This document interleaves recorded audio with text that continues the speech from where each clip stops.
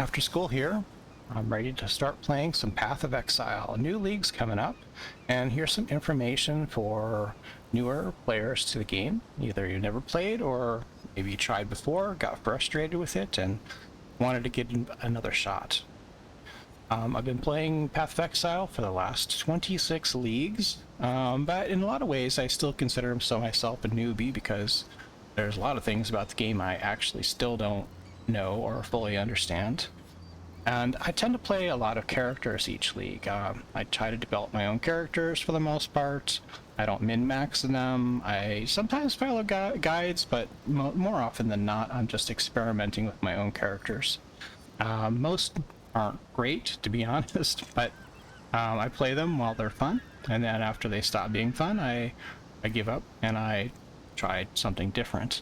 Usually play to between level 70 to 90, depending on how well the character is working out and how much fun it is. I don't really min-max them though, as I said, so my experience is probably more like a newer players than most of the Path of Exile content creators. If you're just looking for a giga build that's going to be the most meta thing to just delete bosses in the ultimate end game, that's not my style at all. I don't actually find that enjoyable.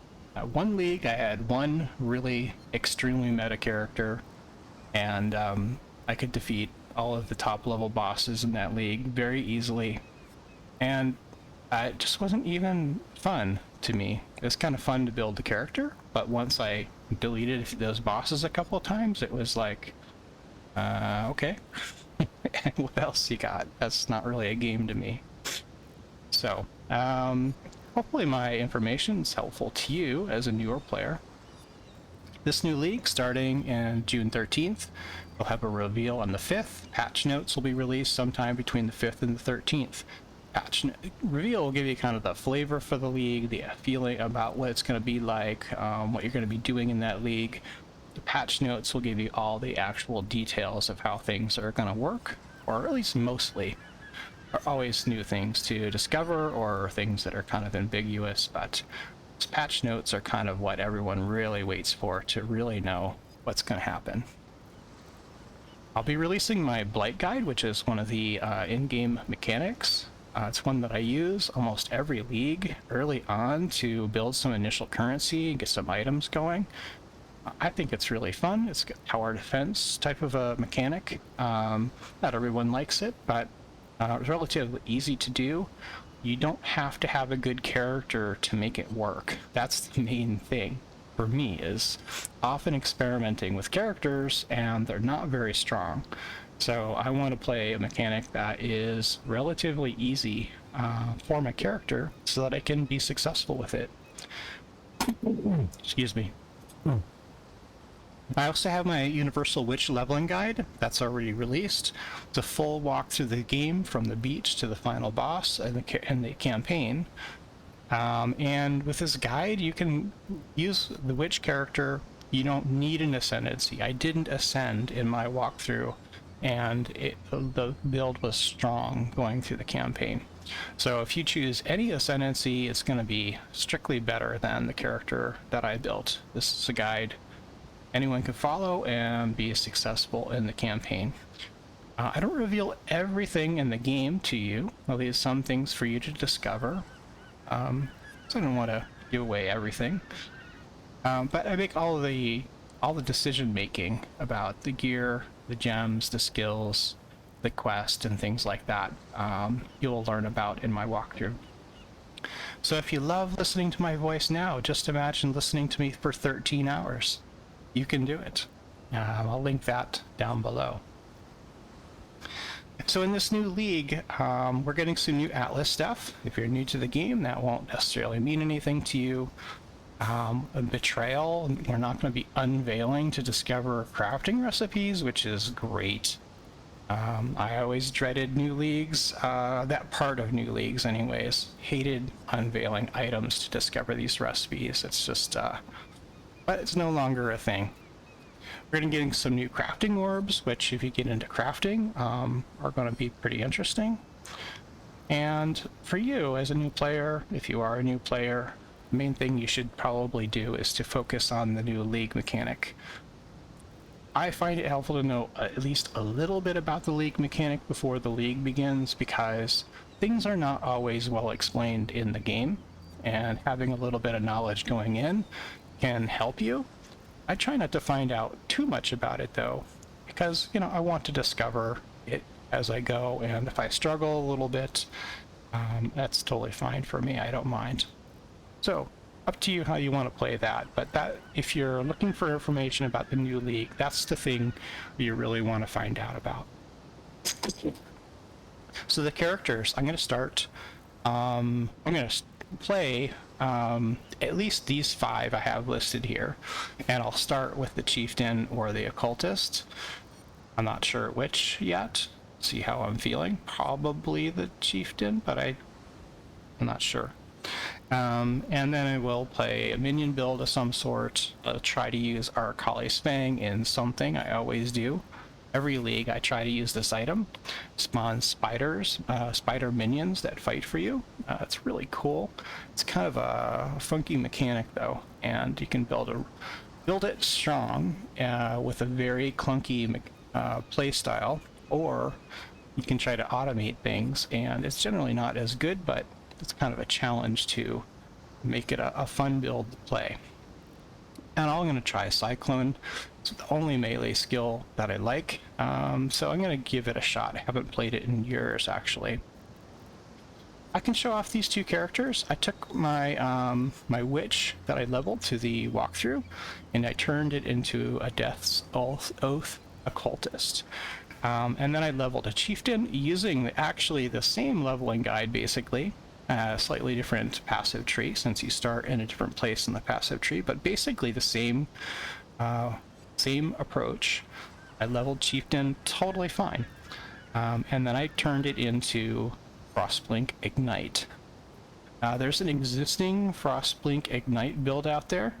It uses Elementalist, which is really the only sensible option for this skill, for a few different reasons. So of course I'm doing something weird. I'm playing with chieftain because you get big explosions with chieftain, which, right, big explosions, you gotta have it. And I'm playing occultist because, again, you get explosions. So if things explode, I'm pretty happy. So these are my builds. Let me show you what they look like. So I've got here my occultist with the Death's Oath body armor that gives you the death aura, and it's kind of like a righteous fire aura, if you're familiar with that. Does damage over time in an area around you. And since I'm occultist, I also have Profane Bloom, which causes cursed enemies to explode. So that's pretty cool. I'll show you what it looks like in a map. This character's completely not optimized. Basically, put the chest on, the amulet makes sense for it. The rest of the items, not so much. They were just things that I happened to have or happened to find. So it's not very strong built, and I don't know that it will ever be very strong build, but mine is particularly not good right at the time, this time. But just to show you what it looks like.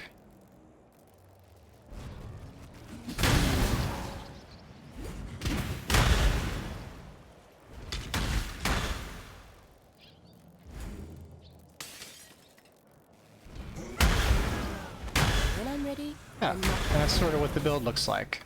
You can see I'm just rare here, slowly degenning it. It works, but that's not too bad. For I'm level 86 now, so actually I put some pretty good levels on this character. But for a totally unoptimized character, it's adequate. I could certainly run a white T16, probably die once a map, so defense is pretty bad, but the character could definitely be ramped up from here. Alright, let's go show you the other character. So I took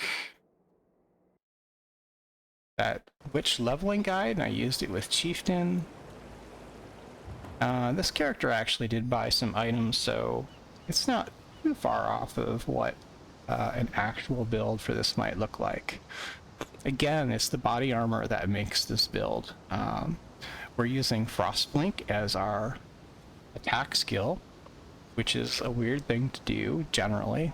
It's a movement skill, but it actually does quite a lot of damage. I mean, check that out. Almost top end is 4,330 cold damage. That's a lot.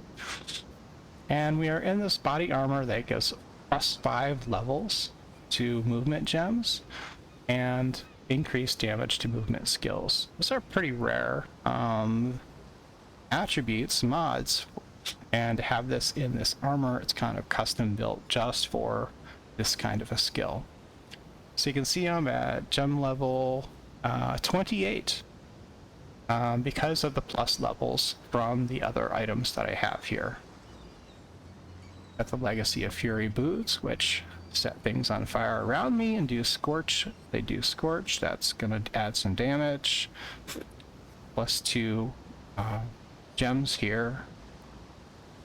I've got this fallen shield that I happen to have from another character. I just put it on to have some kind of defenses. And so let's take a look at what this character looks like. Let's see. I can probably run this one. So it's basically an Elk and Go tier 16. This may or may not work, but we'll see what it looks like. Basically, Frostblink into packs. They catch on fire. Have to always check. And then they blow up. And periodically you get that Hinekora massive explosion, which ignites everything. Oop. Yeah, you can see the damage isn't exactly there on this rare. I could slowly work them down. There I go. And this build could definitely be improved, could be stronger. So I'm here in an Alkengo tier 16 mapping pretty much fine, except for the tougher mobs. This can be made perfectly smooth. This is gonna run tier 17s? I don't know. Possibly, but I'm guessing not. Alright, so it's really just a mapping character though. For single target, I'm using the Hateful Accuser. You can cast Penance Mark on a boss and that'll spawn phantasms around it, enemy phantasms. You can then blow them up and ignite them, and that transfers the damage to the boss. And that's basically how you can amplify your damage for dealing with bosses. I've tried it out and it's not great. It's okay, but it's pretty clunky and you're doing a lot of interaction with the boss itself, so you're not spending that much time dodging damage and attacks and mechanics and things. You're spending time trying to do damage. So I don't really encourage you to do this character. Oh yeah, I forgot to turn on Righteous Fire. It also runs Righteous Fire, which adds some damage. It's not really a tremendous amount. In any case, that's the beginning of my character. It's really fun to play, really fun to map with, really fun to blow stuff up and set stuff on fire. So yeah, I'll probably start with this one. And those are the characters I'm going to play in this league.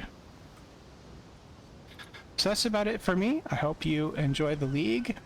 Watch out for my Blight guide that will be coming soon. I think that's really a good one, especially for newer players. Not everyone likes that tower defense kind of style, but it works well for characters that are not good. You can take a character that basically has no skills and no defense and successfully complete the most difficult Blight Ravaged maps. and get pretty good loot out of it. So it's a very it's quite different than most of the mechanics in the game, where you generally have to have either a good character for it, specialized character, good all-around character, or something like that. Blight requires very, very little. You'll need to get ring anointments to make it work, but you're going to find the oils that you need to do the anointments in Blight as you are leveling up. So it's kind of really an ideal early league strategy, in my opinion. In any case, hopefully you'll check that out, and I'll talk to you later.